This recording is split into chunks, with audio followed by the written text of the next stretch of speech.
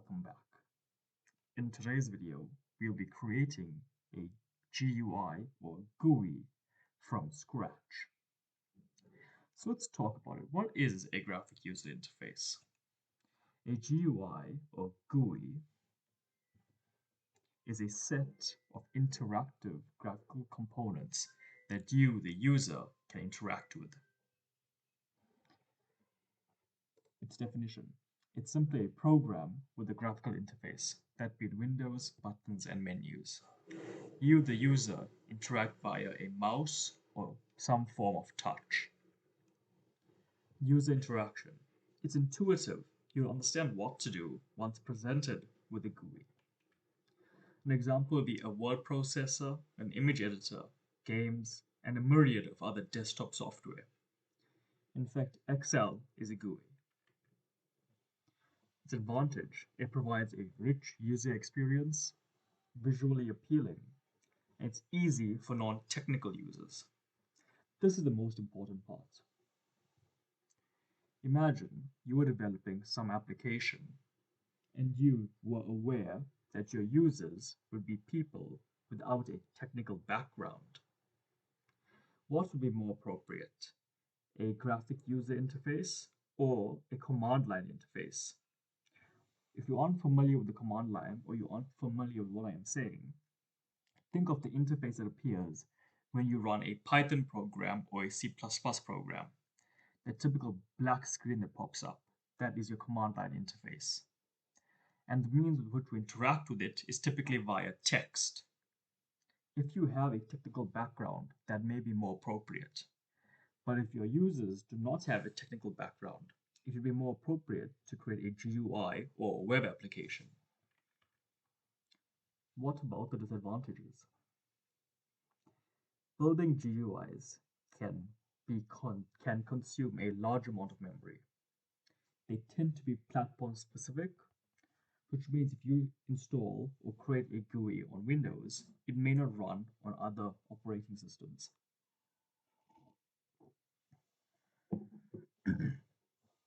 So what are the requirements today?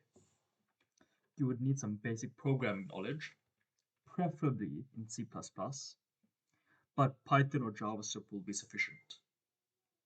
You also need Qt Creator installed. I promise you, the hardest part of this entire project is downloading and installing Qt Creator. It's typically a massive file. If you aren't familiar with Qt Creator, a formal definition would be: it is a cross-platform, integrated development environment. The way I define Qt Creator, it is a cross-platform IDE that allows us, the programmer, to take advantage of its massive library to build GUIs in an elegant and efficient manner. It has many helpful tools for rapid application development, such as code editors, version control, project and build management tools, and a lot more. It's designed to be highly extensible and customizable, and this is great because it caters to a wide range of developers.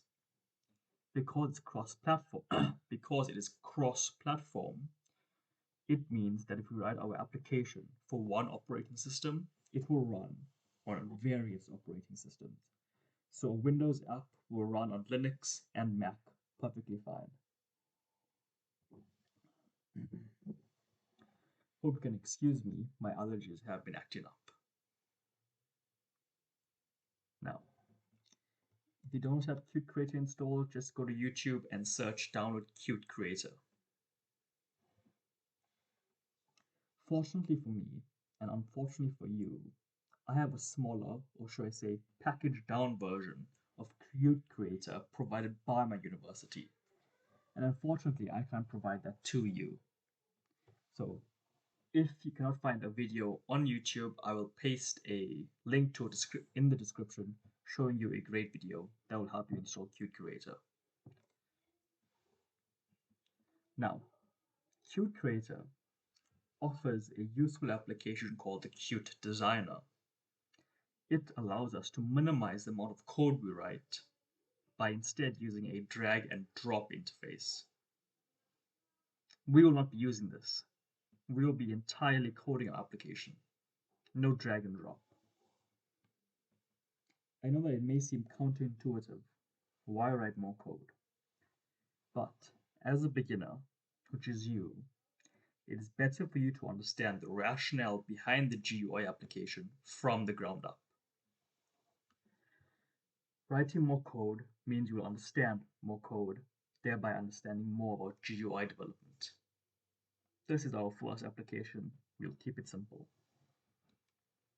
Let's say steps. So as I said, step 1, simply download and install Qt Creator. Check YouTube or check the description. I'll paste the link to a video that will help you in your download and installation process. And clearly, I need to watch a video on YouTube teaching me how to spell.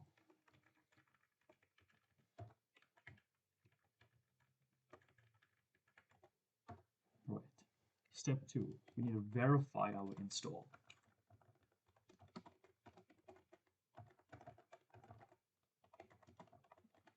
This is quite simple. Navigate to the file installation location or the shortcut location. Double click and wait. An example for me would be go into my desktop and just double click in the Qt Creator icon, which I already have opened up. Here we go. This means our application has been successfully installed. Before we begin creating our GUI, let us visualize via a drawing what we are creating. So step 3, use some design tool. This could simply be pen and paper, it doesn't matter. For me, I'll use my Microsoft Whiteboard.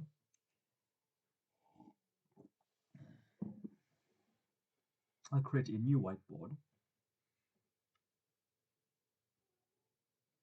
And I don't want anything, all right. Let us think about what we are trying to do. Remember, a GUI is a set of interactive components that a user interacts with. It needs to be visually appealing.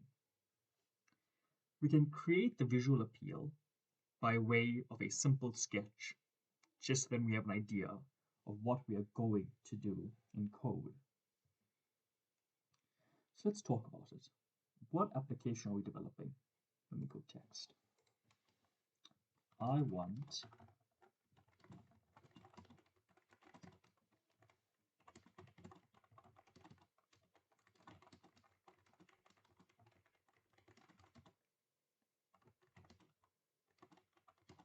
market for recommendation. I don't think I spelled it right. Recommendation. I think I spelled that right. Okay. If they do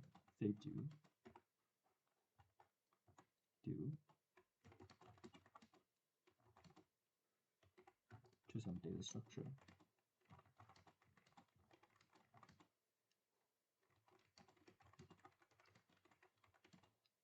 By printing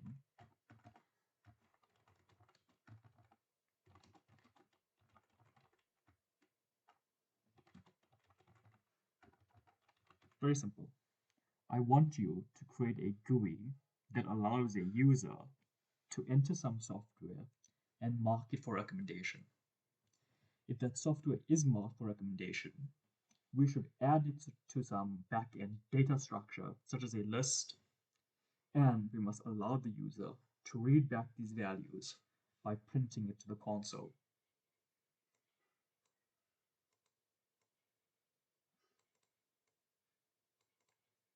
And I'll just go ahead in very bad writing and say to do. Great, very artistic. I would win a medal for my artistic prowess. So let's go ahead and actually create our GUI. Now, we'll be creating our GUI or GUI via means of Qt widgets. These are things such as dialog boxes, buttons, and checkbox. menus, and toolbars as well. And you're probably familiar with this, even though I'm here just throwing you for a loop. We've all seen buttons. We've all interacted with some file system or some application that required us, the user, to input some data and add it, or in some way input the data and allow the backend to process it. That is called a Qt dialog. So the first thing we'll create will be our Qt dialog. And I will just add some element just so we know that this will be a Qt or Q dialog. If you are unfamiliar with any of the widgets or terminology I'm using, it's completely okay. Just open up your browser and type in Qt Creator followed by the name of the thing that is throwing you off. So if you're unfamiliar with Q dialog, type Qt Creator Q dialog. It'll pull up a great repository of information which you can use to learn from. So our Q dialog, you can think of it as the main container for our GUI. In the top right corner, it should have an X, like all user interfaces, such as the one you see on screen right now. Notice in the top right corner, this is a GUI, top right corner has an X. What else do we want? Well,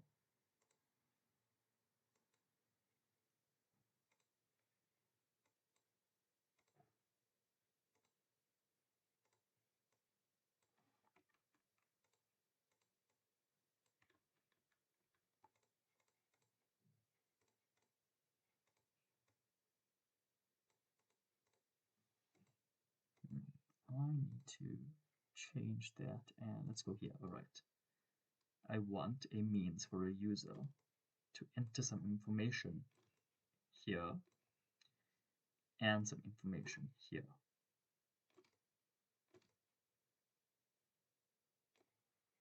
I also want a button down here.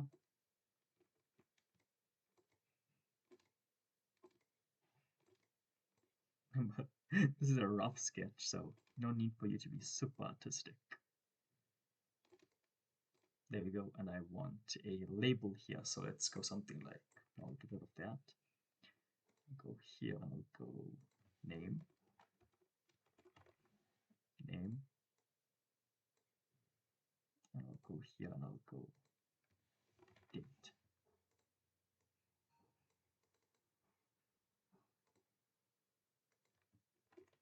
Add and display.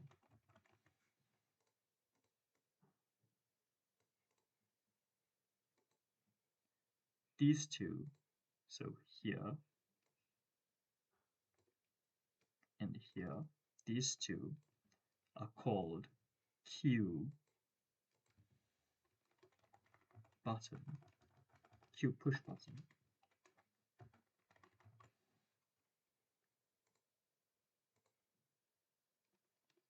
These two are called Q line edit. This is what allows the user interaction, the line edit. And finally, these two are called Q label. And they simply are a means to label your information. I know, it's great. Very well done.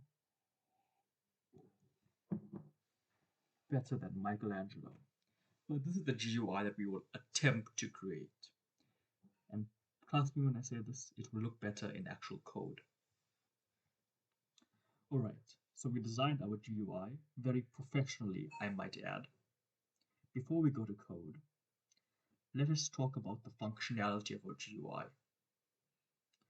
What do we want it to do? We obviously want a means for a user to interact with it. We need to validate information. If that information or input is wrong, we must find a way to express the solution to the user.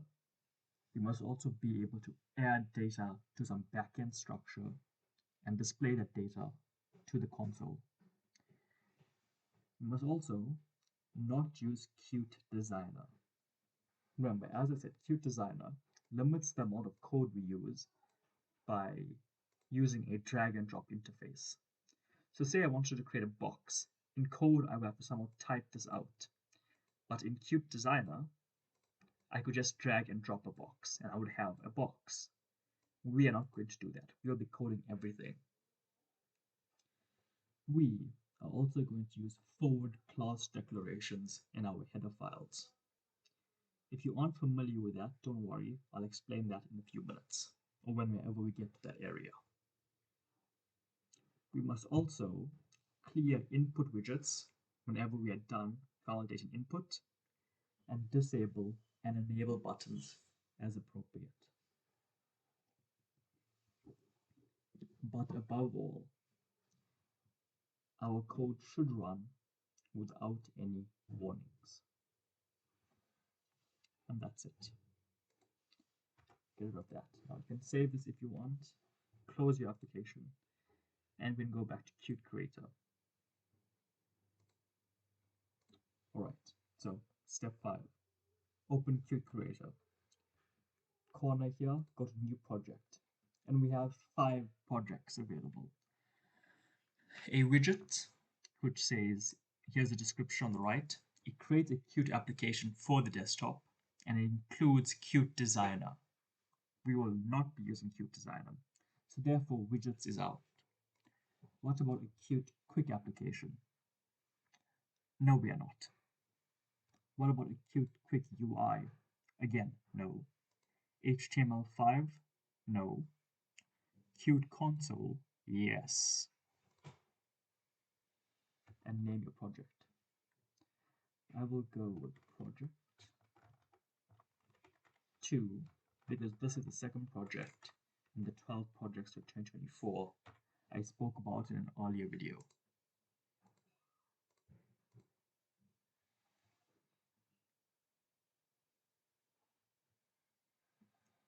Here we go. Great, we have created our app. Some files have been auto-generated for us. Let's go through them. Starting with a project file. A project file is a file used by the QMake build system, which is part of the Qt framework. It essentially tells your project this is what is needed for the successful building and running of the project.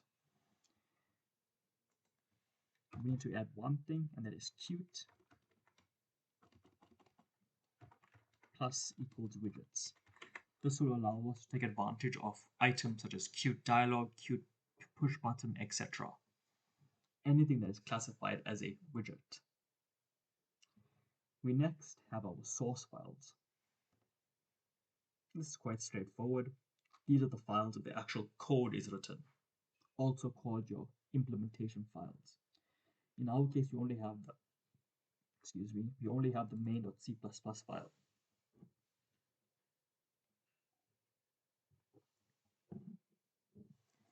Let us get rid of this and do Q application, and just change this from Q core application to Q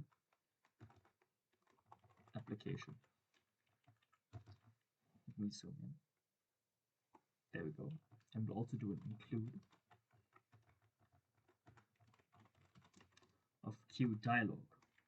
And hey, boom, look, we created our GUI just by including a certain library. Let us also do, okay, for now let's keep all of this. And let's do the following.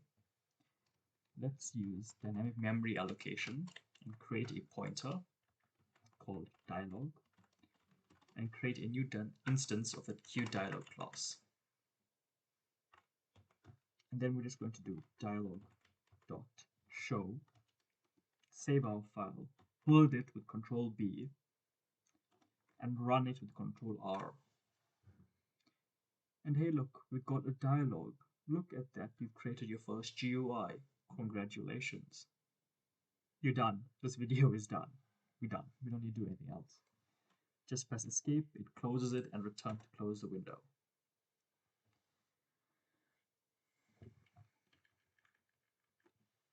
Let's go ahead and play around with this queue dialog a bit.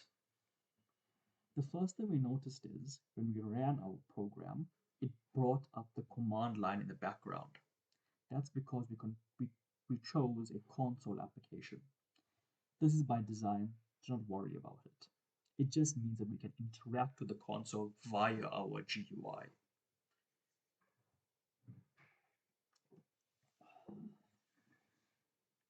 So what did we do? Queue application, this is just required for, let me just put it here.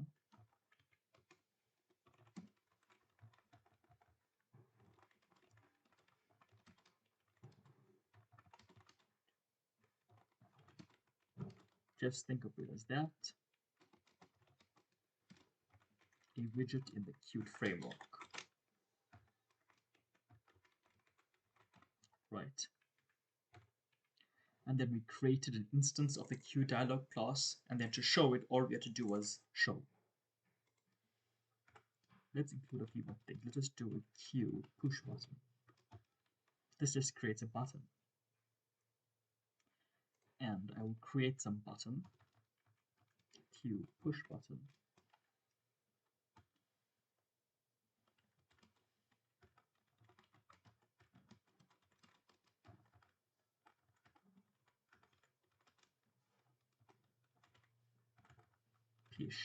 Push button, right?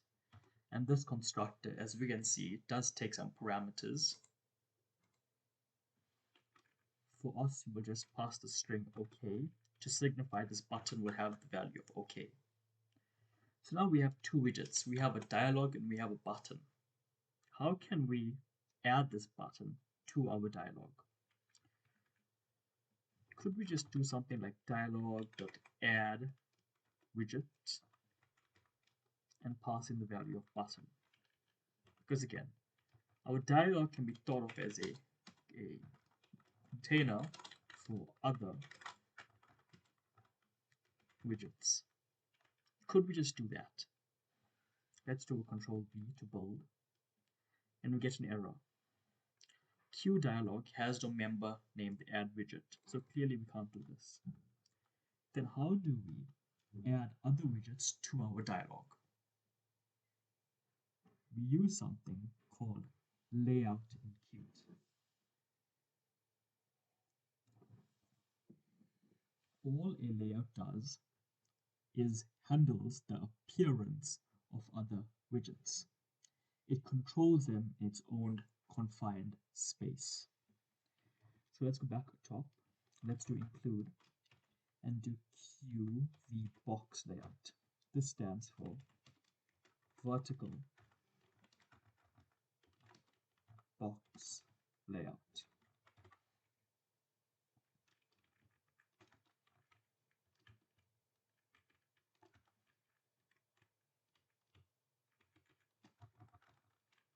A vertical box layout. Let's say I had two widgets.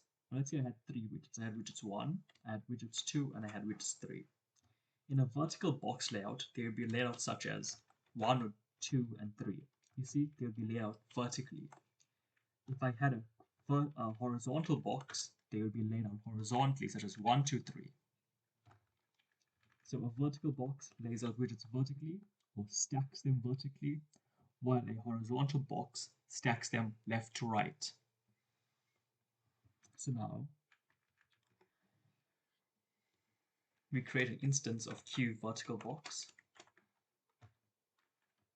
Let's just call it layout and do view Queue vertical box layout.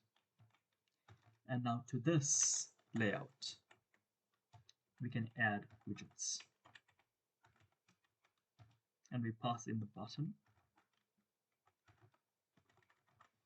and it should all work. Okay, we have 3 queue widgets, that being a queue dialog, a queue push box, and a queue vertical box layout. Our button is within our layout. Now, how do we connect that layout to the dialog? We do the following. We do dialog.set layout, and we pass in the layout we want to set. In this case, just layout. We can also do a dialog.set window title and say my dialog. Save, build, and run. And hey, look, we got back our dialog.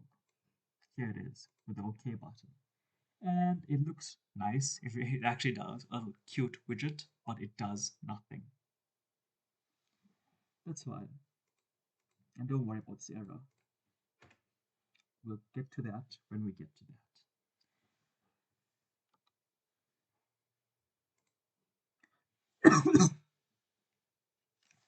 We will get to that when we get to that.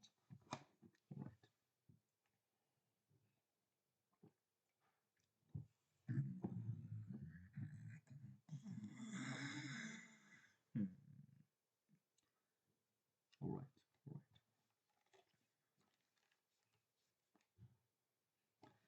All right. I didn't know I was still recording.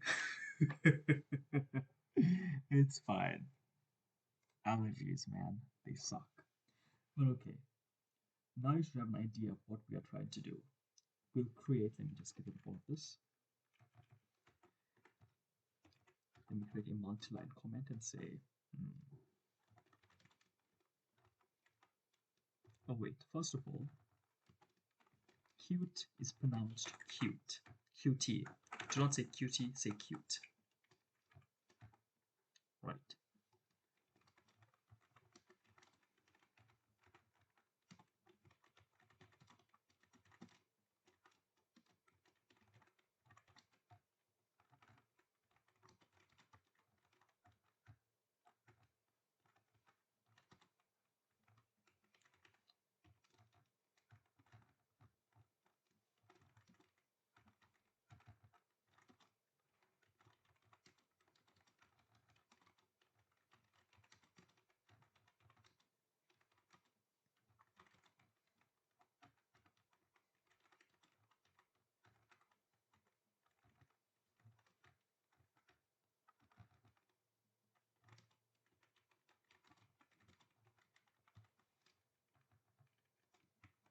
This is what we are doing. We are using QDialog as a container, and we will set other widgets within that container to create our layout. Now let's go back to our whiteboard.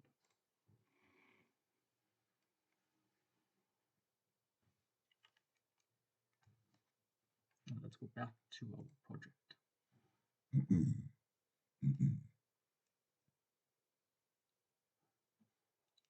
Now let's ask ourselves, what is inheritance?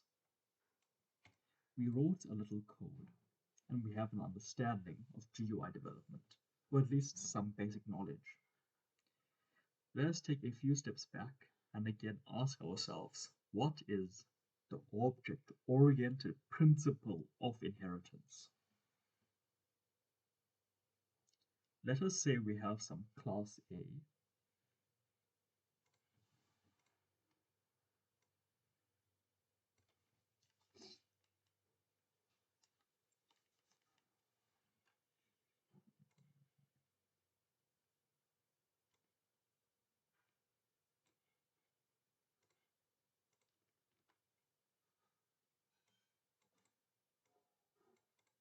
We have some class A.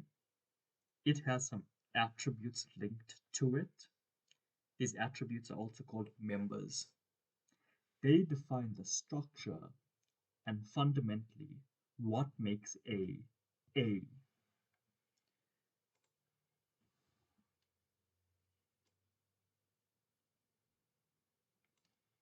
So let's say within A, we had a string, we had an integer, and we had a boolean.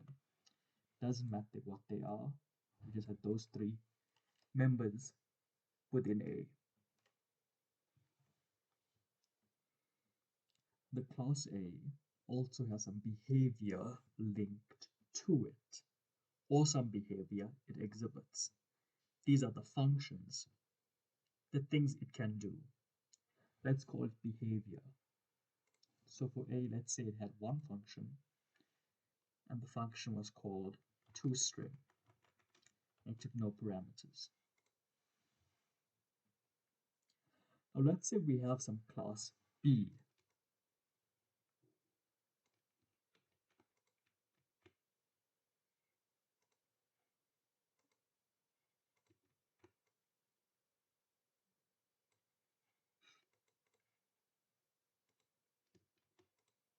We have some class B. Now, let us ignore the type of inheritance. As you know, in C++, you could have public, private, or protected inheritance. And let's just say that B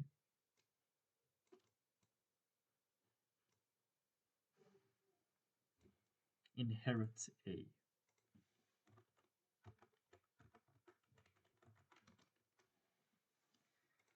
What does that mean, fundamentally?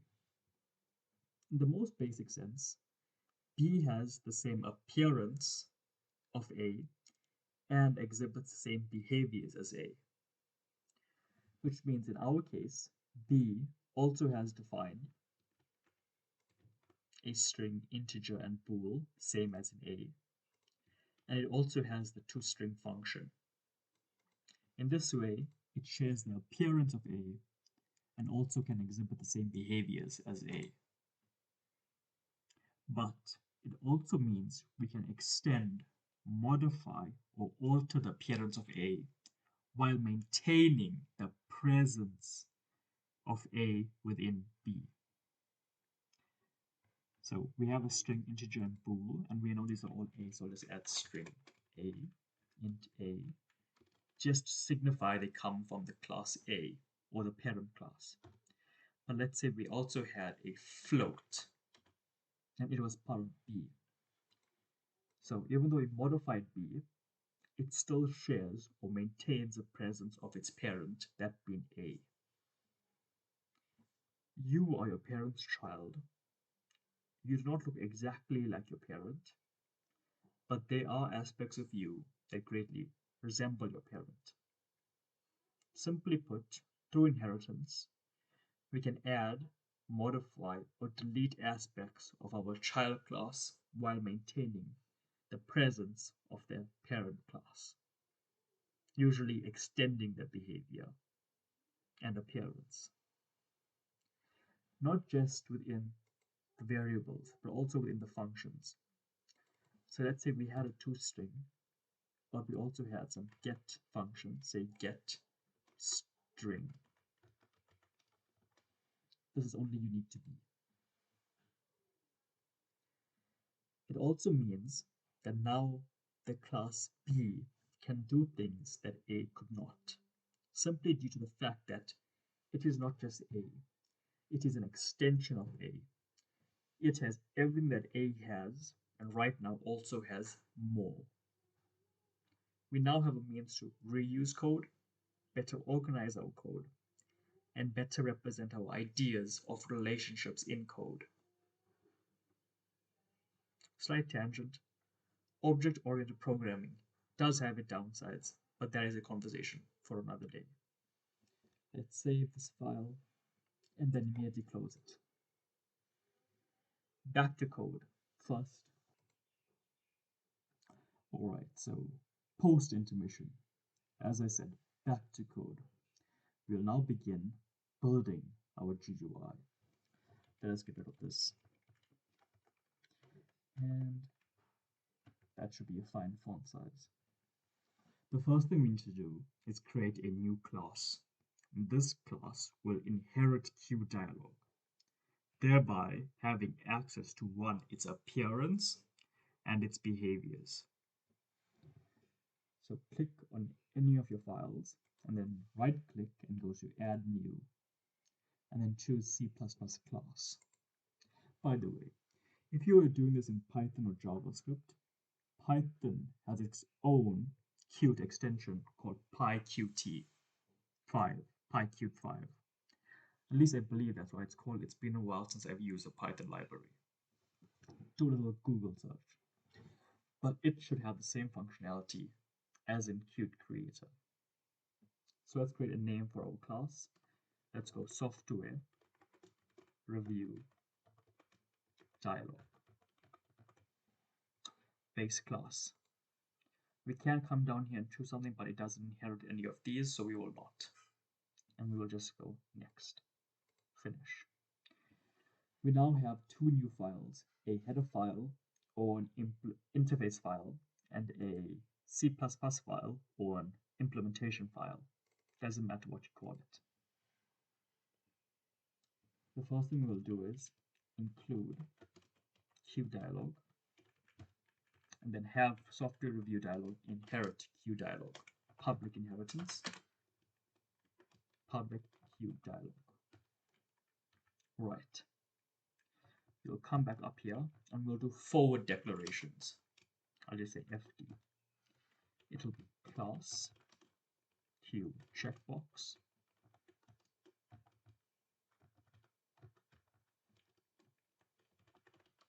class queue line edit,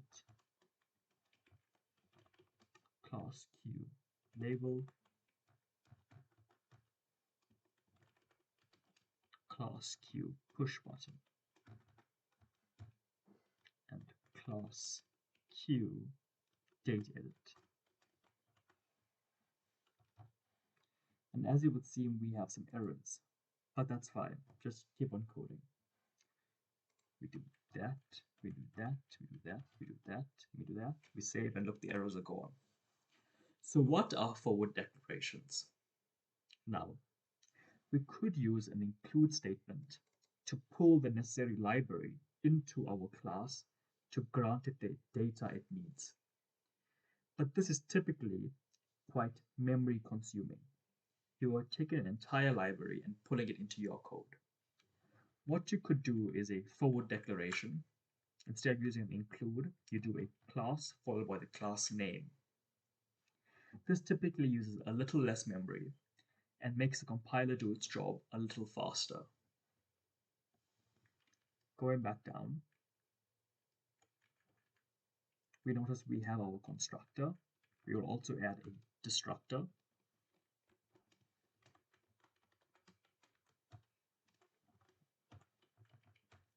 And we'll also add something called QObject. Now, a QObject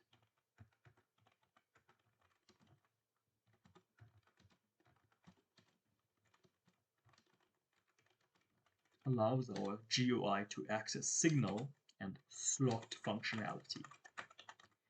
If you aren't familiar with what that is, watch an earlier video of mine, or just wait, because I will explain it when we get to that part. But just know that you need to include this in this class that we have just created. I will then go ahead and create the private scope or private section of my class and create 2, 4, 6, 8 variables. The first being a queue label, and I'll give it name label.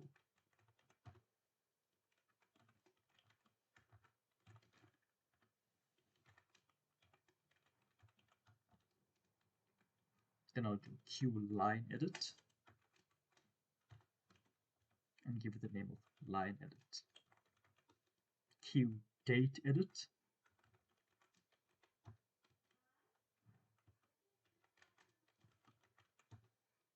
and then I need 2 queue push buttons.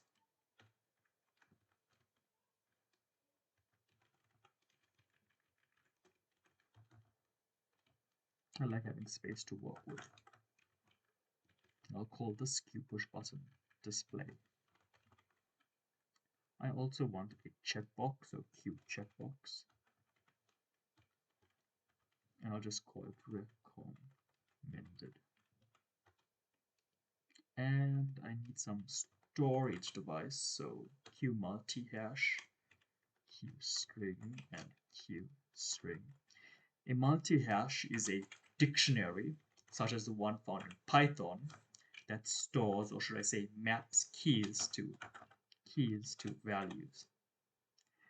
But one difference with the multi-hash, it allows you to store multiple values for the same key.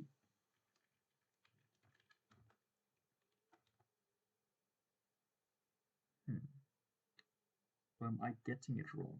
Is it multiple keys one value or multiple values one key? I'm gonna have to go back and re-educate myself because clearly I am a little confused. And I notice I did not include Q multi-hash, so Q multi-hash. All right. It uses a hash table. I will also go ahead and add the section that you've probably never seen before, and that is private slots. And I'll create two functions called add software, no parameters, and void display list, no parameters. But as I said, two functions. So just for now, think of these two as being two functions.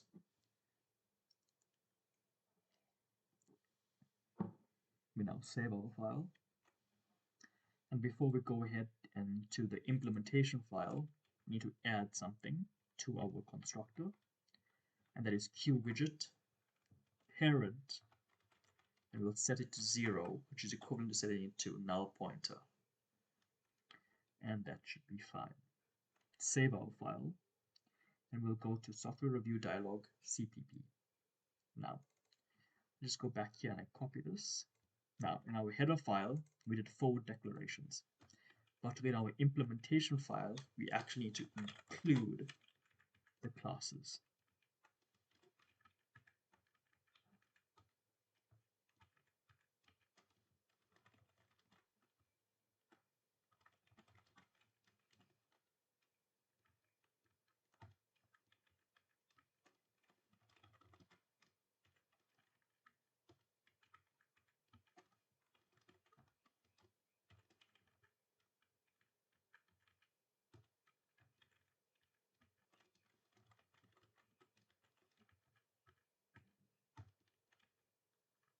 And we can get rid of our semicolons.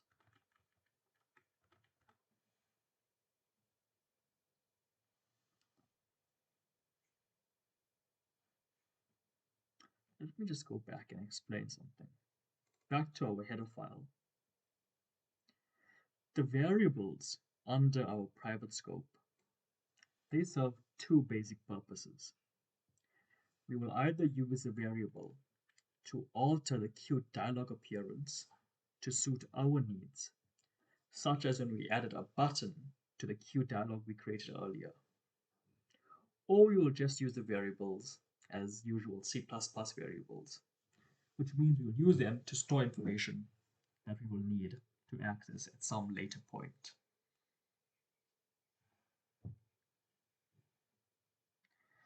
Now, signals and slots. As a beginner, we can consider a signal as an action that has been emitted or triggered, and a slot to be a reaction. Consider a user clicking a button on a form that should submit some data. The button should in some way be tied to some function that will process the form. In this case, clicking is the action that has been emitted by the button. Processing the form is the reaction. Q objects typically have a large number of signals and slots built into them. We will take advantage of this, making our work a little easier. Before we go on to our implementation file, let me check something. Great, I'm still recording, okay.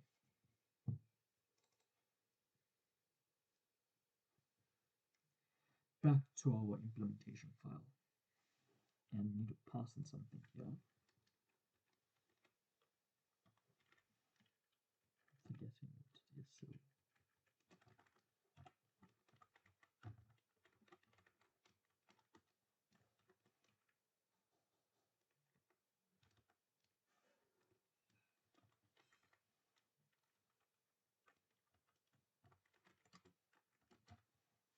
All right, so what is a constructor? A constructor is simply a function.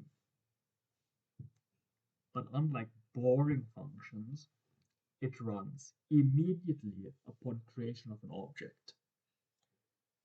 The constructor typically sets the initial values for our variables defined in the private scope of our header files.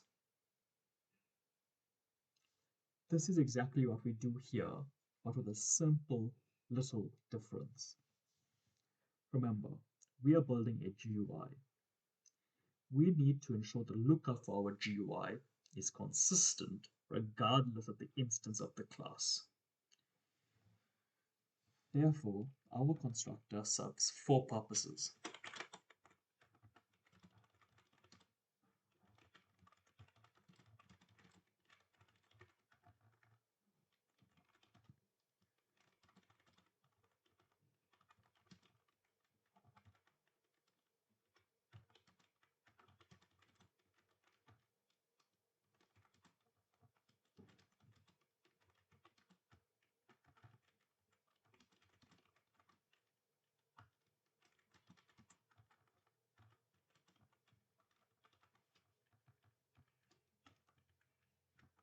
That is the purpose of our constructor.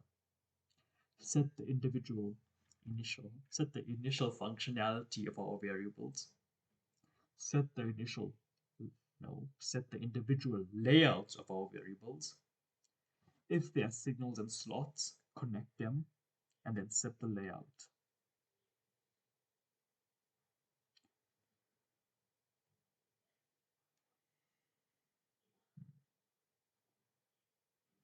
Ooh, did I make a mistake? Let me think about something. Ladies and gentlemen, it seems to be that I have made a mistake. Let me take a sip of my espresso. Just a mistake, nothing bad. Can always be fixed. Not an issue.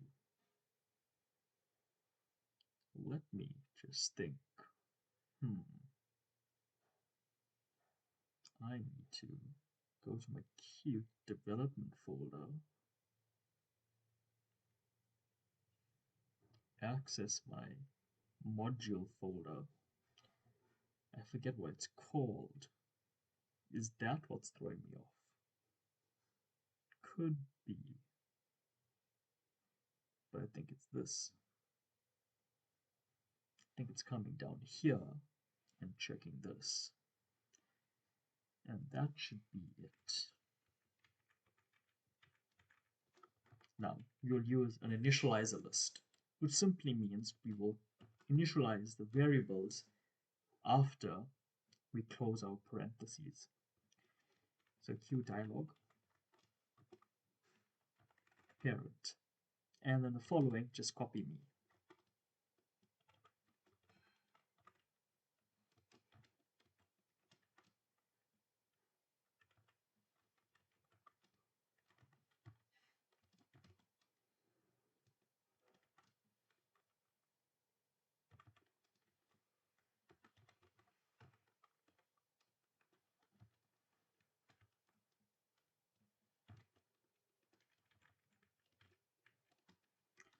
This just in some way alters the view of our window.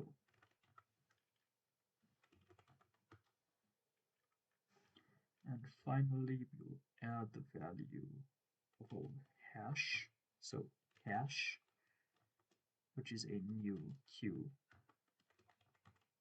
multi-hash, which takes in Q string and Q string. And that should be that for the initializer list. The first thing we will do is pause this video. Yes, I paused you. Get over yourself.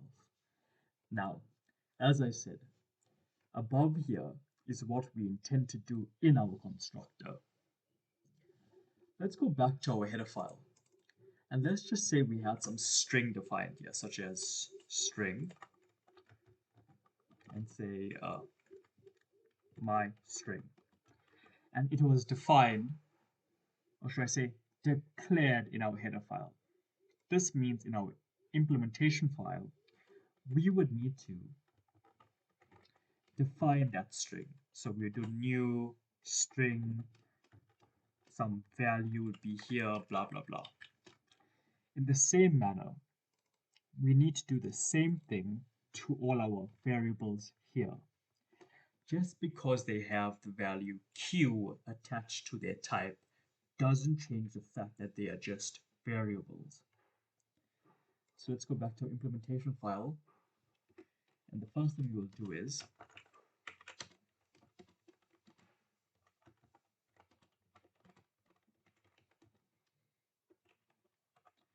this part is just going to be no token all code.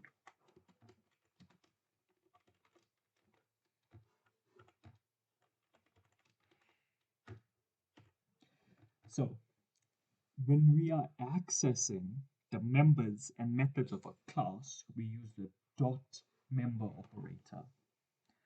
But if the variable is of type pointer, we use the arrow access operator, which is this. Qt is smart enough to intuitively know that line edit is a pointer. So if I use the dot, it gets changed into the arrow. And this allows me to access all methods and members defined within the Q line edit class. In this case, I want the method or function called set placeholder text.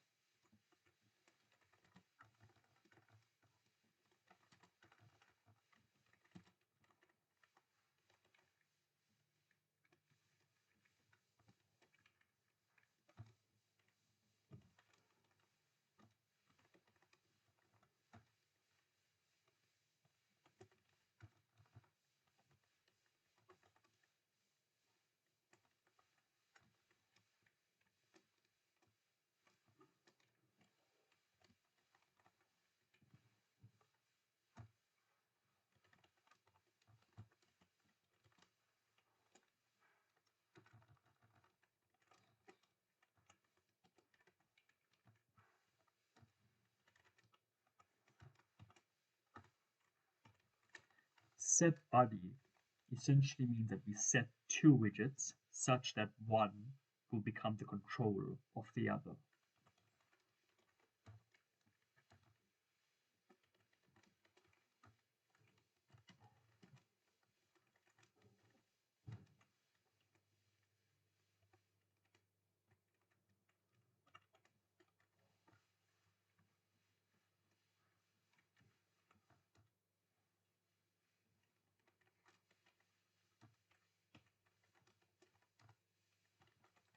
This will allow us to have a drop-down that is once clicked will pop up a calendar, making choosing a date much easier.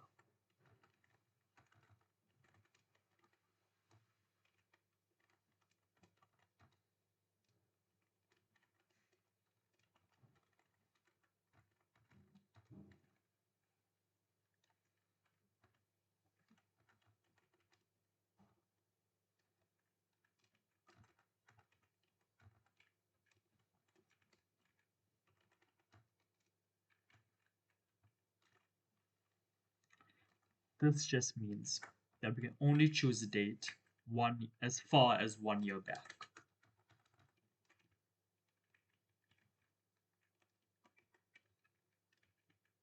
We do the same thing again, but this time set maximum date. We can only choose a date 1 year ahead. So our total date is from 1 year from today's date all the way 1 year from today's date.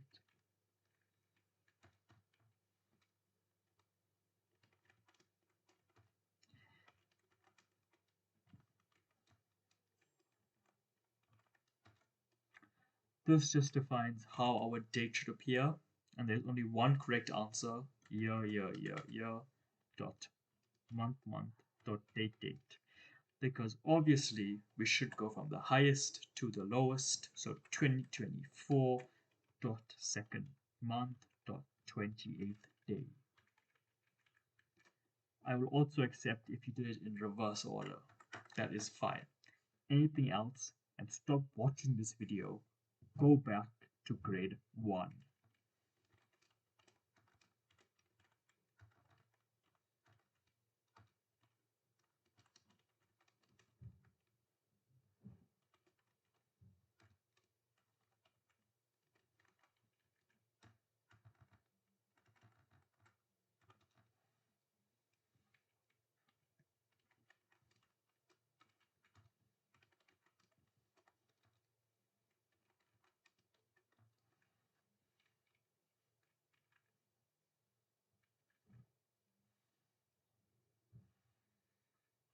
Let's make sure I'm recording. Great. Okay.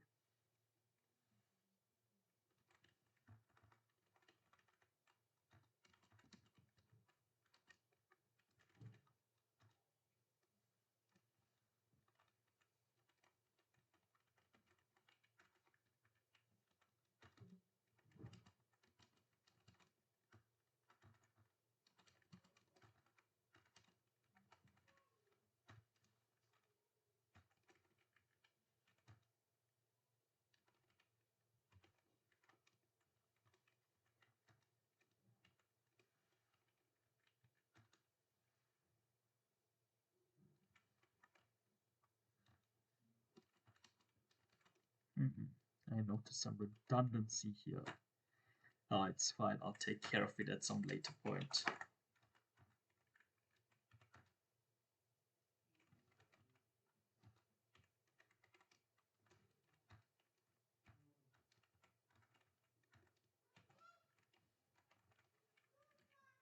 Let's see, that should be okay. And now we'll set up the signals and slots. Scary, right? I'm just going to go signal and slots. To connect signals and slots, we use a built-in function called connect. Now let me try to remember the syntax. It is from signal to slot. So doing that, we want to connect. I always need space to scroll. Give me space. There we go. And from using that, it should be connect from the add button, the signal of it being clicked to this, so the current GUI, and I want the slot to be add software, the slot that's defined in our header file, the one here. See, add software, it is a slot. What? Come in. I had a disturbance. So what was I saying? Oh yeah, I was talking about the signal. So what I want is when I click the add button, I want it to respond by running the add software function that I'll be defining in a few minutes. We'll do it again. This time we want to connect the display button. Oh, let me do it this way. So connect from action to reaction. That's how I like to think of it. I like to think of slots and signals such that we want, so in this case, display button, when the action of being clicked occurs, I want it to react by running the reaction of display list, which is another slot we defined in our header class, or should I say header file. Why are you auto-correcting to there? It's so weird. Why aren't you auto-correcting to the next line?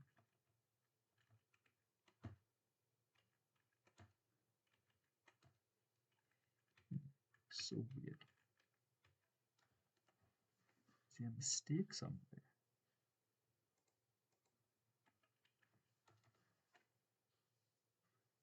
So weird. Ugh, doesn't matter. We will now create the layout. Remember, the layout is how we bundle together widgets, and then how we add those layouts to our main container is how we display or create the look of our GUI. So we will need to go back up and include two more things.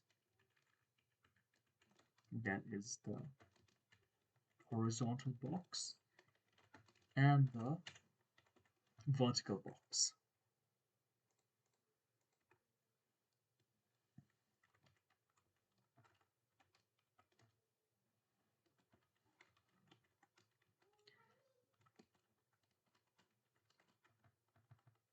Remember, as I said, a horizontal box will stack whatever is in it from left to right. That is why I like to think of it as being a row, because in a row, things go from left to right.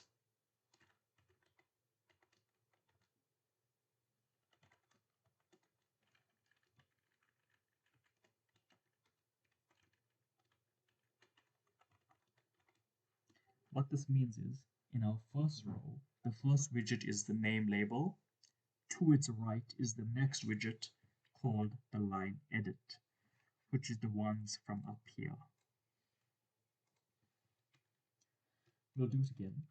All you have to do is mistake.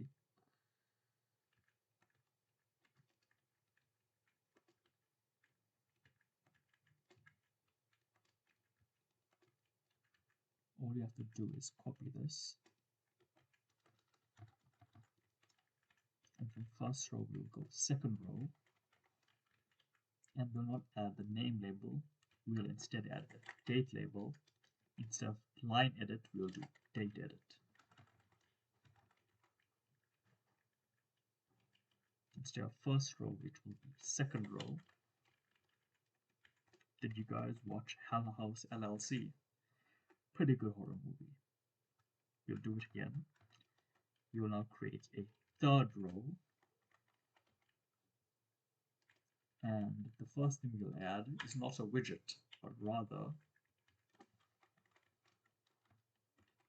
a stretch, which is just stretching the space, essentially creating empty space.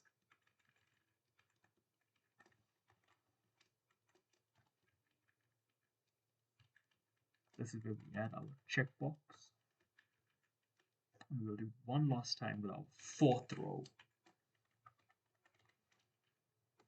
In our fourth row, we'll add two widgets, that being the add button and the display button. You know how when you're developing a web application, you need to create dynamic solutions such that your items grow as you change the size of your screen? Well, the great thing about widgets are that's already built in, so we do not need to worry about that. So I have 4 rows. I will now create a vertical box layout. I will call it main layout, just to signify it is the main layout. And I will create 2 vertical box. And within that layout, as I said, when it's vertical layout, things are stacked one upon each other.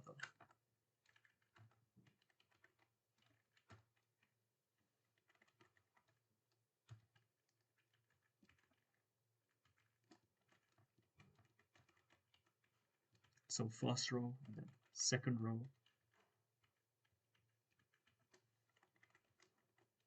then third row, and finally fourth row.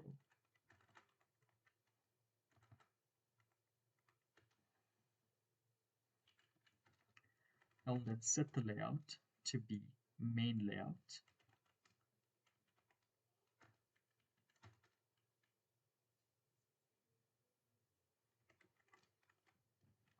I will set the window title to be software review. And I will set fixed window height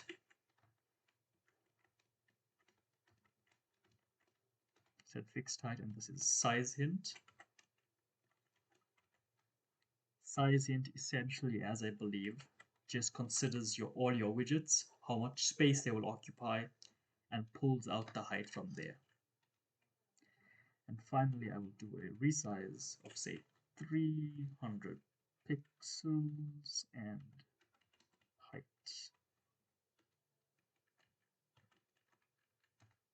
Alright, we are done with our constructor. We must now do our destructor.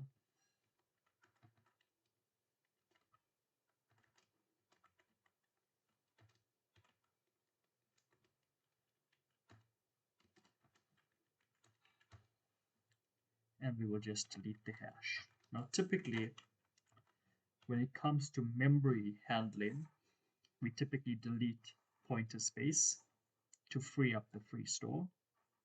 In Qt Creator, however, this is automatically done most of the time.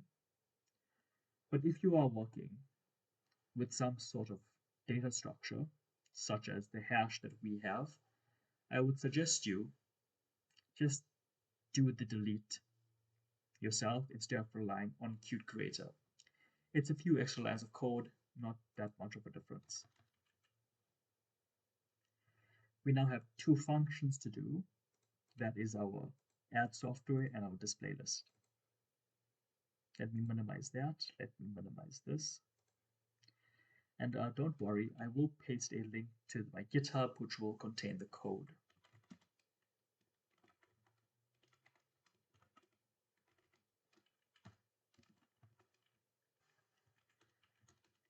For now, I'm just going to do nothing, and I'll do the same thing again. Void software review dialog display list. I will then again do nothing.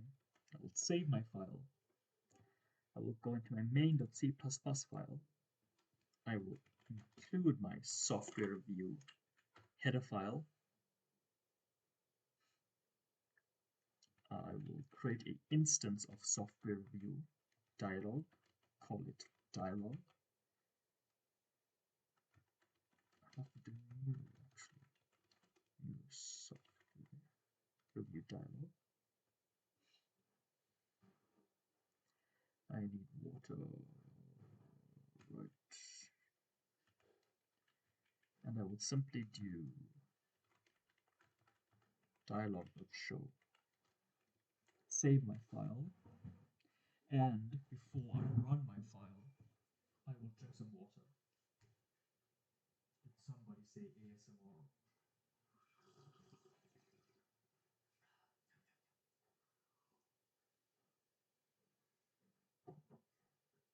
Alright, that's the good stuff. Save my file, build it with Control B. We have two issues somewhere, which is that and that. Control B to build, successful build, and Control R.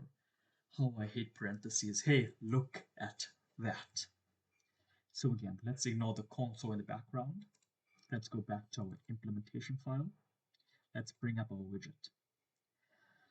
Notice, the first thing we did was set up our widgets. This simply means we defined the variables that were declared in our header file. We then, you may not know this, but actually, okay, that's a good way to teach you. Okay, yeah, all right, that should work. We then created the layout. Our first row is the name label and line edit, which is what we see here, first row. Our second row is the date label and date edit, which we see here. Our third row simply adds stretch. Notice how much empty space we have here, followed by this checkbox, which allows us to check it. Our fourth row is two buttons that bin the add and display. Also notice, in our main layout, we created a vertical box, and as I said, in that vertical box, things are stacked one upon each other. So first row, second row, third row, fourth row. Then notice we set the dialog layout to be the main layout that we declared right here. We changed the title of the window to software review. We have this nice little exit button in the top right corner. And notice we can change the width and our widgets will grow as needed, but we cannot change the height because I have set fixed height right here on line 82. And we can do things. We can interact with our dialog. We can enter software. So let's say Instagram, so IG. We can pick an our date and edit it, or we can click on the drop down and have it pop up a calendar. And we could move along. Notice it does not go past February 2025, 27th day, because that is 1 year ahead. We can also click and uncheck the checkbox. We can hover these buttons and notice that they change, similar to a button in a web application. We can click on them, but nothing happens. Why? Because even though we connected our button with a signal of being clicked to the function add software, there is nothing to find here. Look, there's nothing. But if we do something very simple, such as include QDebug, this is very similar to the IOStream library, which allows us to take advantage of printing. So input-output stream, so printing to the command line. And if I did QDebug following this format, let's do hello GUI, and I entered that, saved everything, and let me close this. Control B to build, Control R to run. And now if I click the add button, look on the console, I get output hello GUI, because I connected the action of being clicked to running the slot called add software. And when add software runs, it outputs to the console hello GUI. At least now you know why there's a console in the background, for a purpose. You can use the shortcut escape to exit the application. And that's cool, but it is not what we want now, is it? We want some actual functionality. Let's get rid of this. We are not using QDebug, there's no point of us keeping it.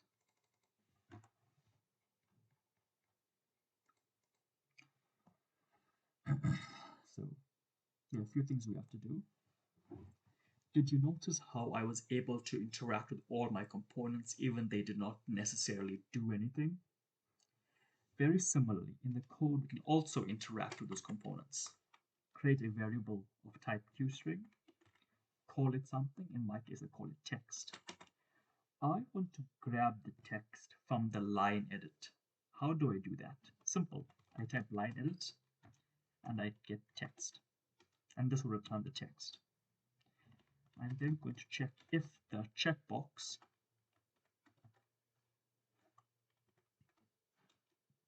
is checked and text dot is empty, not is empty, which means it's not empty. Then in my hash, I'm going to insert text, that's wrong, here, text, and I'll grab the date edit and grab the text, creating a key value pair. I'll then clear my line edit. I will also then line edit dot set placeholder text, just to ensure that it has the value enter software. Although this may be redundant now that I think about it. A lot of redundancy I see here. And I'll set the date of my date edit back to today's date, in case someone did choose a later or prior date. This will ensure that once the person has chosen a software and once they add it, the system will set back to its defaults. And I will uncheck my checkbox. Else if, let's just say text dot is empty. So someone is trying to be a little malicious, or maybe just through pure ignorance, they are trying to add a empty line edit to your hash. What are you going to do? The first thing is you're going to go ahead and include QMessageBox, which is another widget. As it may sound, the purpose of QMessageBox is to display messages to the user. We'll create an information, this, give it a title, no software. And then we will just provide something helpful.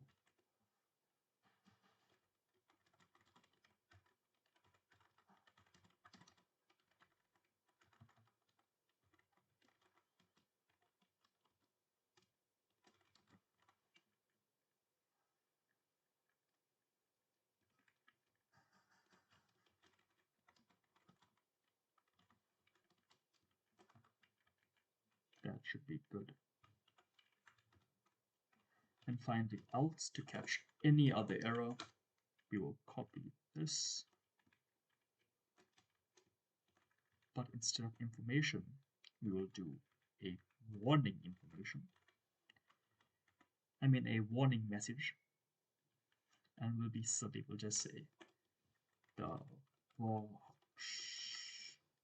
should not be 3x though. Alright, then we say ensure the box is checked. Save everything, Control B to build, Control R to run. And did I make a mistake? Oh no. Oh no, that's right. My mistake. Control R to run. So notice, let me just make it a little bigger. There we go. Let's say I want to add. I get an error. Enter the name of the software. Check the box. Okay, that's great. I cannot add a blank text. Let's say I want to add Twitter. Well, X. And I'm going to add. That's also an error because I did not check the box. And now when I add, it gets added, or at least to the user, it should be added, corresponding to today's date. I'm a user. I know I added something. I want to display it. Nothing happens. Damn it, your GUI failed. You are getting 0 out of 100. Go back. We now finally have our display list.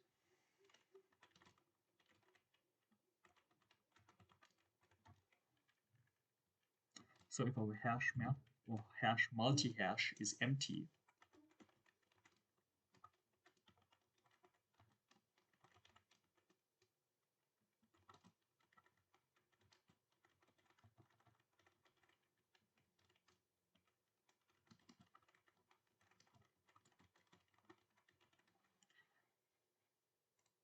great, I'm still recording. Phew, that would have been bad, and we'll just return. If you do a return in a void function, just don't return anything. Just do return semicolon. This will end your function. Don't end of this. So for no, but I need to create an iterator. So q hash q string. It is an iterator. Call it I. This is just the means for us to create a for loop.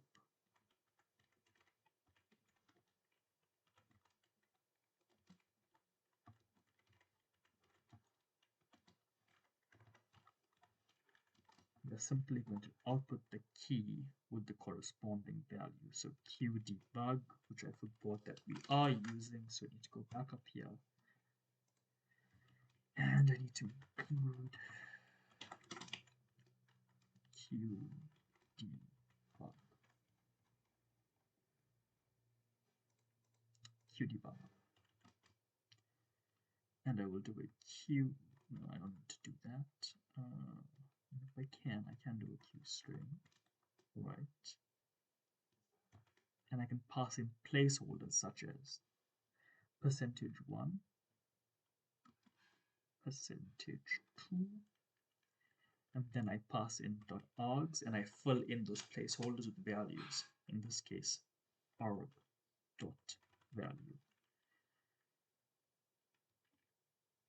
should be I.value. Right. Right. But I'll only need one placeholder then. Right. And if I save, build, and finally run, we know that I can't add an empty software. So let's say I add Qt Creator as my recommended software. And let's bring it up here. Let's make it a little larger. There we go. And I choose the date to be tomorrow's date. And if I add, well, I can't because the checkbox is not checked. So I check it and I add. And I go display. Notice all I get back is the date. a little mess up on my side. So close that, return. It should be 2. It should be 2, right? Dot arg, which is I dot key, and then dot chain in dot arg again. Okay, but I'm not going to get space, so I need to do another arg. This one is just space dot, so I'll need 3. Control B to build, Control R to run. We know how this works. Qt Creator is my software. I will add it today, and I'll also do, let's do Epic Games. And this will be recommended, say, next month on the 13th, recommended add. And when I go to display, it outputs to the console Epic Games with the date it was recommended, and Qt Creator with the date it was recommended. And great, your software is complete. You have successfully created a very simple and very elegant GUI application in under 1 hour and 30 minutes, I believe. Congratulations. Now, you may be thinking, wait a minute, on the thumbnail, the GUI looks a little better. There is a way for you to use CSS in your Qt files. This is by something or an extension called QSS. Will I show you how to do it? No. Can I show you how to do it? Yes. Will I? No. For that, you can consider it homework. Go and figure it out yourself. That is all for today's video. Bye bye.